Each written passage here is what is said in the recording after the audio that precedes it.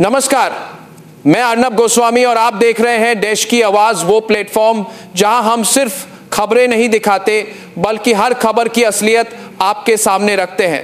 यहां हमारा मकसद सिर्फ सूचना देना नहीं बल्कि आपकी पेंशन, आपकी जेब, आपके अधिकार और आपके भविष्य से जुड़ी हर बड़ी खबर को सबसे पहले, सबसे साफ और रिसर्च के साथ आपके तक पहुंचाना है।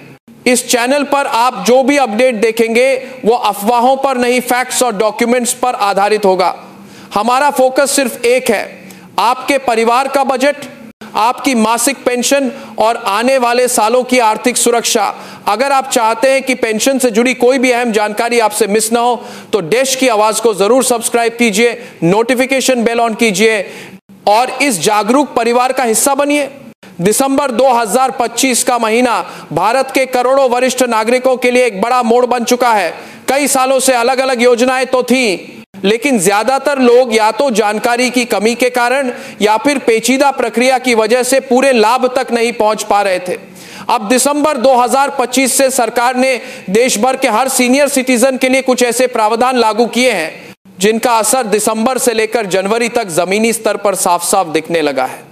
भारत में करोड़ों बुजुर्ग और लाखों दिव्यांगजन हैं। इनमें से बड़ी संख्या ऐसे लोगों की है जिन्होंने अपनी पूरी जिंदगी काम करके परिवार और समाज को संभालते हुए गुजार दी, लेकिन बुढ़ापे में उन्हें वही सुविधा, सुरक्षा और सम्मान नहीं मिल पाया जिसके वे हकदार हैं।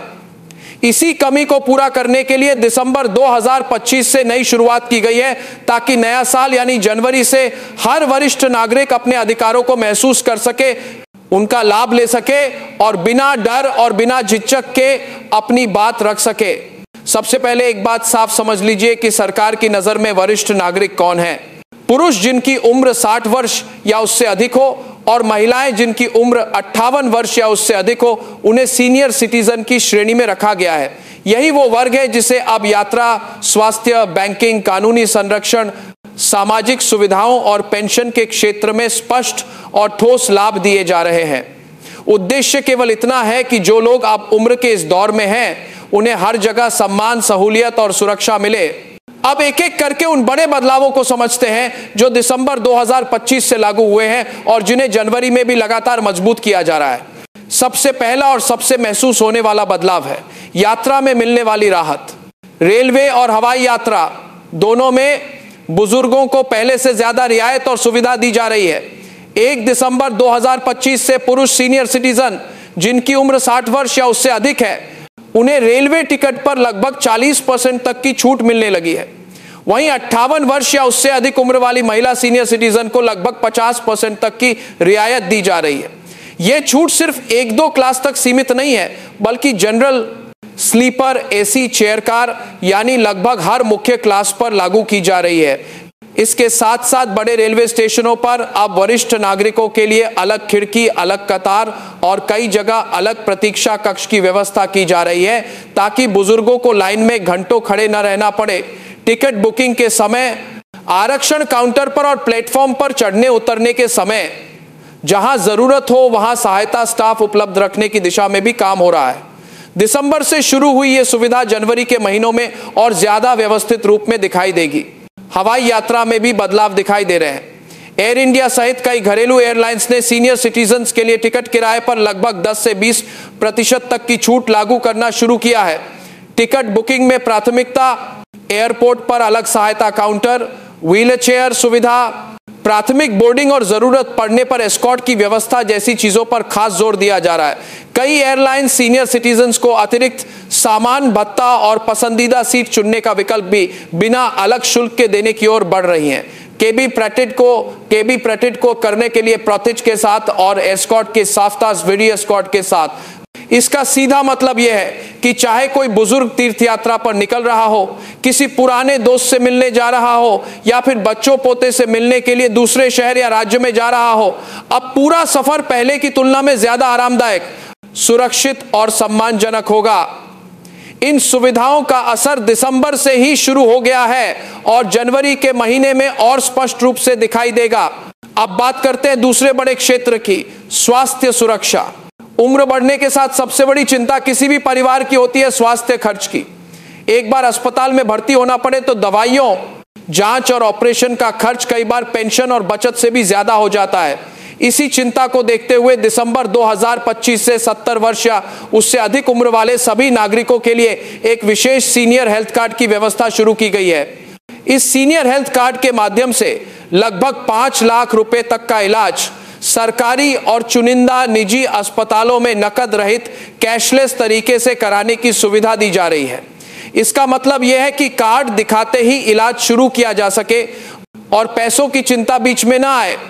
इस सुविधा में कई प्रकार की सर्जरी, जरूरी दवाइयां, जांच पड़ताल और अस्पताल में भर्ती रहने का खर्च शामिल रखा गया है। कार्ड बनवाने की प्रक्रिया को भी सरल रखा गया है। नजदीकी जनसेवा केंद्र, कॉमन सर्विस सेंटर या सरकारी अस्पताल में जाकर आवेदन किया जा सकता है। उम्र का प्रमाण और आधार कार्ड जैसे दस्तावेजों के साथ फॉर्म भरना होगा और उसके बाद कार्ड जारी किया जाएगा। इसके लिए अलग से कोई शुल्क नहीं रखा जा रहा, यानी यह सुविधा बुजुर्गों के लिए निःशुल्क रखने का प्रयास है। दिसंबर से पंजीकरण की शुरुआत हो चुकी है और जनवरी 2026 तक का समय खास तौर पर बड़े पैमाने पर रजिस्ट्रेशन के लिए महत्वपूर्ण माना जा रहा है। इसके अलावा सरकारी अस्पतालों में नियमित स्वास्थ्य शिविर आयोजित किए जा रहे हैं, जहां ब्लड प्रेशर, शुगर, हड्डियों की मजबूती, आंखों की रोशनी और अन्य सामान्य जांचें की जा रही हैं। कई जगहों पर जन औषधि केंद्रों पर सीनियर सिटीजन्स को जरूरी दवाइयों पर अतिरिक्त छूट देने की व्यवस्था भी की जा रही है, ताकि दवा का मासिक खर्च थोड़ा कम हो सके। अस्पतालों में अलग वार्ड या प्राथमिकता वाली बेड व्यवस्था भी वरिष्ठ नागरिकों के लिए लागू की जा रही है, ताकि इलाज के समय उन्हें भागदौड़ और प्रतीक्षा की परेशानी कम से कम हो। तीसरा बड़ा क्षेत्र है बैंकिंग और वित्तीय सुरक्षा। कई बुजुर्ग अपनी पूरी जमा पूंजी एफडी, पेंशन और किराए की आय से चलाते हैं। छोटी छोटी बचतों से वे घर का खर्च, दवाई, बिल और अन्य जरूरतें पूरी करते हैं। दिसंबर 2025 से सीनियर सिटीजन्स के लिए बैंकिंग नियमों में कुछ राहतें जोड़ी गई हैं, ताकि ब्याज और आय में अनावश्यक कटौती कम हो सके। अब कुछ सीमा तक की फिक्स डिपॉजिट पर मिलने वाले ब्याज पर टीडीएस में राहत दी जा रही है, यानी जो ब्याज पहले सीधे कटकर जाता था, अब उसका बड़ा हिस्सा सीधे बुजुर्गों के खाते में आएगा। इसी तरह एक तय सीमा तक सालाना किराए की आय पर भी टीडीएस से राहत के प्रावधान रखे जा रहे हैं, ताकि जो वरिष्ठ नागरिक किराए से अपनी रोजमर्रा की जरूरतें पूरी करते हैं, उन्हें ज्यादा नेट आय मिल सके। बैंकों ने भी सीनियर सिटीजन्स के लिए ब्याज दरों को आम ग्राहकों से थोड़ा अधिक रखने की नीति अपनाई है। जहां सामान्य ग्राहकों को एक तय दर पर ब्याज मिलता है, वहीं बुजुर्गों को उसी जमा पर थोड़ा ज्यादा प्रतिशत मिलना शुरू हो चुका है। शाखाओं में उनके लिए अलग काउंटर, प्राथमिकता टोकन और सहायता डेस्क रखे जा रहे हैं, ताकि उन्हें लंबी लाइनों में खड़ा न रहना पड़े। इसी के साथ साथ डिजिटल बैंकिंग को भी उनके लिए आसान बनाने पर जोर है। कई बैंक मुफ्त ट्रेनिंग सेशन रख रहे हैं, जहां वरिष्ठ नागरिकों को mobile banking, UPI, net banking और एटीएम का सुरक्षित उपयोग सिखाया जा रहा है। दिसंबर से शुरू हुए ये कार्यक्रम जनवरी और आगे के महीनों में और बड़े स्तर पर चलाए जाने की योजना है, ताकि ज्यादा से ज्यादा बुजुर्ग खुद अपने खाते की जानकारी देख सकें, इंडिया की नेट बैंकिंग, पैसे ट्रांसफर कर सकें और बिना किसी पर निर्भर हुए बुनियादी काम कर सकें। चौथा बड़ा क्षेत्र है कानूनी सुरक्षा और अधिकार। उम्र बढ़ने के साथ कई बार सबसे बड़ी तकलीफ कहीं बाहर से नहीं, बल्कि घर के अंदर से आती है। कई वरिष्ठ नागरिक ऐसे हैं जिन्हें संपत्ति, देखभाल, सम्मान और रहने की व्यवस्था को लेकर अपने ही परिवार या रिश्तेदारों से दिक्कतों का सामना करना पड़ता है। इसी बात को ध्यान में रखते हुए दिसंबर 2025 से माता पिता और वरिष्ठ नागरिकों के भरण पोषण और कल्याण से जुड़े कानूनों को और मजबूत बनाने की दिशा में कदम बढ़ाए गए हैं। भरण पोषण अधिनियम में संशोधन करके यह साफ संदेश देने की कोशिश की जा रही है कि अगर कोई संतान या परिवार का सदस्य अपने बुजुर्ग माता पिता की जिम्मेदारी से जानबूझकर पीछे हटता है, उनकी जरूरतें पूरी नहीं करता या उनके साथ दुर्व्यवहार करता है, तो उस पर कार्रवाई हो सकती है। सजा, जुर्माना और कानूनी कार्यवाही के प्रावधानों को पहले की तुलना में अधिक सख्त बनाने की दिशा में कदम उठ रहे हैं, ताकि बुजुर्ग अपने अधिकारों को लेकर निडर होकर आवाज उठा सके। हर जिले में वरिष्ठ नागरिकों के लिए अलग से ट्रिब्यूनल या फोरम को अधिक अधिकार दिए जा रहे हैं, ताकि शिकायतों का निपटारा जल्दी हो सके। संपत्ति विवाद, भरण पोषण की मांग, घर से निकाल देने की कोशिश या दुर्व्यवहार जैसी स्थितियों में सीनियर सिटीजन सीधे अपनी शिकायत दर्ज करा सकें और उनके मामलों की सुनवाई फास्ट ट्रैक तरीके से हो। यहां तक कि समय सीमा तय करने की दिशा में भी काम हो रहा है ताकि सालों तक किसी बुजुर्ग को फैसले का इंतजार न करना पड़े। कानूनी मदद को आसान बनाने के लिए जिला स्तर पर legal help desk, toll free helpline और काउंसलिंग की व्यवस्था भी की जा रही है, जहां बुजुर्ग जाकर या फोन करके मुफ्त सलाह ले सकते हैं। दिसंबर 2025 से शुरू इस जागरूकता अभियान को जनवरी के महीने में विशेष कैंप, पोस्टर, बैठक और रेडियो लोकल मीडिया के माध्यम से और आगे बढ़ाया जा रहा है ताकि हर सीनियर सिटीजन को अपने अधिकारों की पूरी जानकारी हो और वे जान सकें कि किस स्थिति में कहां संपर्क करना है। पांचवा बड़ा क्षेत्र है सामाजिक और मनोरंजन सुविधाएं।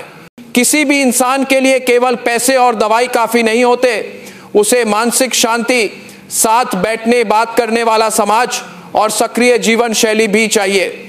इसी सोच के साथ दिसंबर 2025 से कई राज्यों में जो सुविधाएं पहले सीमित स्तर पर थीं, उन्हें अब पूरे देश में विस्तार दिया जा रहा है। हर जिले में वरिष्ठ मिलन केंद्र या वरिष्ठ नागरिक क्लब जैसी जगहें शुरू की जा रही हैं, जहां बुजुर्ग लोग नियमित रूप से आ जा सके, बातचीत कर सके, योग, प्राणायाम, ध्यान, भजन, संगीत, नाटक, पढ़ने लिखने, खेल और सांस्कृतिक गतिविधियों में हिस्सा ले सके। सदस्यता शुल्क या तो बहुत मामूली रखा जा रहा है या कई जगहों पर बिल्कुल मुफ्त, ताकि पैसे की वजह से कोई भी बुजुर्ग इससे दूर न रह जाए। मनोरंजन और घूमने फिरने की जगहों पर भी रियायत बढ़ाई जा रही है। कई राज्यों में सिनेमाघरों, पार्कों, चिड़ियाघरों और सांस्कृतिक कार्यक्रमों के टिकट पर वरिष्ठ नागरिकों के लिए लगभग 50% तक की छूट लागू की जा रही है। राज्य परिवहन की बसों और मेट्रो सेवाओं में उनके लिए मुफ्त या रियायती पास देने की व्यवस्था बढ़ाई जा रही है, जो सुविधाएं में भी करने के बारे में बात करी। और उन्होंने कहा कि किसी किए गई ही है कि इस अपने बारी के बाद देने के भी उनके पॉलिसियन के तारीख करते उनके परिवहन के तारीख का पास दे पहले कुछ बड़े राज्यों तक सीमित थी, उन्हें अब राष्ट्रीय स्तर पर लागू करने की दिशा में कदम उठाए जा रहे हैं ताकि दिसंबर और जनवरी के महीनों से ही इसका लाभ लाखों बुजुर्गों तक पहुंचना शुरू हो जाए। राष्ट्रीय संग्रहालयों, पुस्तकालयों और अन्य सांस्कृतिक स्थलों पर सीनियर सिटीजन्स के लिए मुफ्त या बहुत कम शुल्क पर प्रवेश की व्यवस्था की जा रही है। कई जगहों पर विशेष पठन सदस्यता कार्यक्रम शुरू किए जा रहे हैं, जहां बुजुर्ग किताबें घर तक मंगवा सकें या ऑनलाइन पढ़ने की सुविधा ले सकें। इससे उन्हें मानसिक रूप से सक्रिय रहने, अकेलेपन से बाहर निकलने और समाज से जुड़े रहने में मदद मिलेगी। अब आती है बात पेंशन की, जो किसी भी वरिष्ठ नागरिक के लिए सबसे महत्वपूर्ण सुरक्षा की तरह होती है। दिसंबर 2025 से अटल पेंशन योजना और राष्ट्रीय वृद्धावस्था पेंशन योजना में न्यूनतम पेंशन राशि को बढ़ाकर 3,000 रुपये से लगभग 5,000 रुपये प्रतिमाह तक करने की दिशा में कदम उठाए गए हैं। इसका सबसे बड़ा लाभ उन बुजुर्गों को मिलेगा जिनके पास कोई नियमित वेतन, निजी पेंशन या व्यापार की आय नहीं है और जो पूरी तरह इस सरकारी पेंशन पर निर्भर रहते हैं। आवेदन की प्रक्रिया को भी सरल बनाने की कोशिश की जा रही है ताकि कोई बुजुर्ग सिर्फ कागजों की उलझन में फंसकर लाभ से वंचित न रह जाए। पास के बैंक, पोस्ट ऑफिस या जनसेवा केंद्र में जाकर आधार कार्ड, बैंक विवरण और उम्र के प्रमाण के साथ पंजीकरण किया जा सकता है। दिसंबर 2025 से रजिस्ट्रेशन तेजी से शुरू किए गए हैं और उम्मीद है कि जनवरी 2026 से बढ़ी हुई पेंशन की राशि बड़ी संख्या में लाभार्थियों के खातों में आनी शुरू हो जाएगी। इसके साथ ही सीनियर सिटीजन डिजिटल कार्ड की व्यवस्था भी की जा रही है। इस एक कार्ड के जरिए रेलवे, अस्पताल, बैंक, सरकारी दफ्तर और अन्य कई जगहों पर तुरंत पहचान मिल सकेगी। इस कार्ड में उम्र, पेंशन की स्थिति, स्वास्थ्य योजना और अन्य जरूरी जानकारी पहले से दर्ज रहेगी ताकि हर बार अलग अलग कागज दिखाने की जरूरत न पड़े। दिसंबर से इस डिजिटल कार्ड के लिए रजिस्ट्रेशन शुरू करने की कोशिश है और जनवरी के महीनों में इसे ज्यादा से ज्यादा लोगों तक पहुंचाने का लक्ष्य रखा जा रहा है। आखिर में यही समझने वाली बात है कि यह बदलाव केवल कागजों पर किया गया संशोधन नहीं है, बल्कि ये उन करोड़ों लोगों के प्रति कृतज्ञता की एक कोशिश है जिन्होंने अपनी पूरी जिंदगी मेहनत करके इस देश और समाज को खड़ा किया। अब जिम्मेदारी हमारी भी है। अगर हमारी उम्र 60 वर्ष से ज्यादा है या हमारे घर परिवार में कोई बुजुर्ग है तो इन योजनाओं की जानकारी इकट्ठा करना, सही जगह जाकर आवेदन करना और उनका लाभ दिलाना हमारा हक भी है और हमारा फर्ज भी। इस पूरी जानकारी को अपने आसपास के लोगों, रिश्तेदारों, पड़ोसियों और गांव शहर के बुजुर्गों तक जरूर पहुंचाइए, ताकि कोई भी वरिष्ठ नागरिक सिर्फ जानकारी के अभाव में इन सुविधाओं से बाहर न रह जाए। वीडियो देखने वाले हर दोस्त से एक निवेदन है, अगर आपको ये जानकारी उपयोगी लगी हो तो चैनल को जरूर सब्सक्राइब करिए, ताकि ऐसी महत्वपूर्ण जानकारियां आप तक लगातार पहुंचती रहे। वीडियो को लाइक कीजिए, शेयर कीजिए और बेल आइकन दबाकर चैनल को सब्सक्राइब करना मत भूलिए, ताकि आने वाली हर नई जानकारी का नोटिफिकेशन आपको समय पर मिल सके। जो लोग पहली बार ये वीडियो देख रहे हैं वो भी अभी इसी समय चैनल को सब्सक्राइब कर लें और अपने परिवार के बुजुर्गों तक ये जानकारी जरूर पहुंचाएं। एक बार फिर याद दिला रहा हूं, चैनल को सब्सक्राइब करिए, वीडियो शेयर करिए और अगली बार मिलते हैं एक और जरूरी जानकारी के साथ। धन्यवाद।